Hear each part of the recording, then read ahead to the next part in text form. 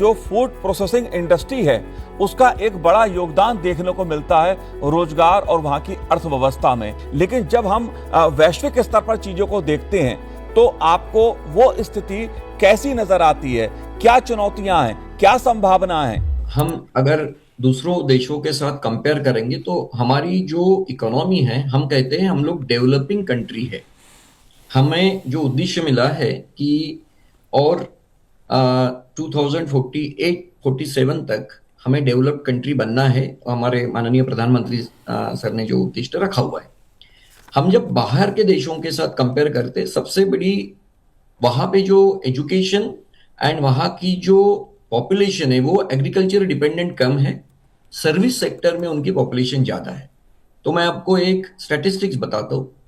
हमारी जो population agriculture related है वो 60% के करीब करीब है, लेकिन उसका जो जीडीपी का कंट्रीब्यूशन है, यानी इंडिया के जीडीपी में उनका कंट्रीब्यूशन लेस देन 20% है। सर्विस इंडस्ट्री की जो डिपेंडेंसी पॉपुलेशन है वो लेस देन 20 है, बट उसमें जीडीपी का कंट्रीब्यूशन अबाउ 50% है।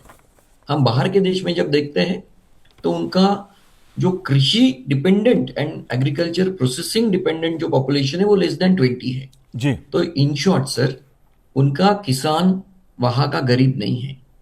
हमारे फूड प्रोसेसिंग के वजह से, वैल्यू एडिशन की वजह से, जैसे मल्होत्रा सर ने बताया, हमारा जो ग्रॉस वैल्यू एडिशन है करीबन डबल हो चुका है एंड करीबन 1.7 लाख करोड़ तक पहुंच गया है और इसको और आगे बढ़ना है जी। और हमारे फूड प्रोसेसिंग और बाहर के फूड प्रोसेसिंग में हम देखा जाए तो हम लोग प्राइमरी प्रोसेसिंग में ज्यादा करते हैं। Value addition, premiumisation of the food, innovation, ये हमारा अभी भी उनके मुकाबले कम है। बट आपको एक मैं संज्ञा बताता हूं सर, 15 साल पहले, 20 साल पहले हमारे रेफ्रिजरेटर जो होते थे घर में वो 165 लीटर होते थे। आज के डेट में खास करके कोविड के बाद हमारे रेफ्रिजरेटर जो घर में है वो एवरेज उसके 220 260 हो चुके हैं। 165 लीटर रेफ्रिजरेटर आप खरीदने जाएंगे मार्केट में, मिलेगा नहीं जी। इसका मतलब है हमारा घर में भी फूड प्रोसेसिंग की जो प्रिजर्वेशन है, जो फ्रीज में रखते हैं, उसका जो हमारे प्रोडक्ट्स है वो भी करीबन 5 या 6 गुना से ज्यादा बढ़ गए। पहले सिर्फ अंडे और बटर रखा करते थे, दूध रखा करते थे, अभी आप खुद के रेफ्रिजरेटर देखो, काफी सारे इंटरमीडिएट प्रोडक्ट, सॉसेसेस, अलग अलग प्रोडक्ट आ चुके हैं। ये बदलाव हो रहा है। हमारे startup, ministry of food processing का इसमें बहुत बड़ा योगदान है, लेकिन हमारे स्टार्टअप का भी बहुत अच्छा योगदान है। वैल्यू एडिशन हो रहा है, कंज्यूमर को अच्छे प्रोडक्ट मिल रहे हैं, न्यूट्रिशियस प्रोडक्ट मिल रहे हैं और अच्छे दाम में भी मिल रहे हैं। तो मैं ये समझता हूं प्रोग्रेस शुरू है, लेकिन हमारा डेस्टिनेशन पहुंचे नहीं है।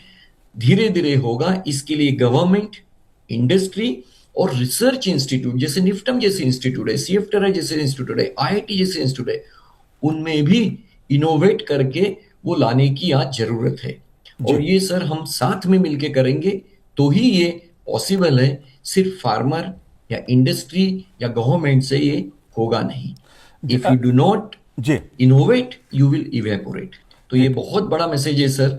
हमारे एग्रीकल्चर प्रोसेसिंग, फूड प्रोसेसिंग में इनोवेशन को बहुत बढ़ावा देने की आवश्यकता है। गवर्नमेंट दे रही है, इसको और ज्यादा मजबूत करने की आवश्यकता है, स्टार्टिंग फ्रॉम द फार्म।